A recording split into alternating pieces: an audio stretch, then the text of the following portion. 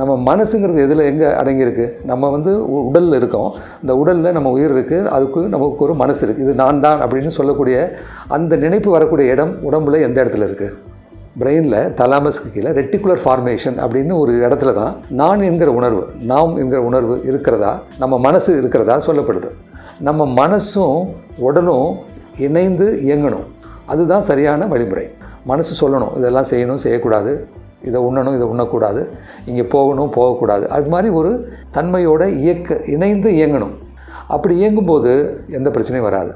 சில சமயங்களில் மனது சொல்கிறத உடம்பு கேட்கல, அல்லது மன ரீதியாக சில பிரச்சனைகள் மனதுக்கே வருது, மூளை சம்பந்தப்பட்ட நோய்கள் வருது. அது தப்பாக சிக்னல்ஸ் கொடுக்கும். அப்போது சில உறுப்புகள் தாங்கள் சரியான கட்டமைப்போடு இருந்தால் கூட தப்பாக வேலை செய்யக்கூடிய வாய்ப்பு இருக்குது. So there is a dissociation between the brain and the intestines or the other உறுப்புகள்.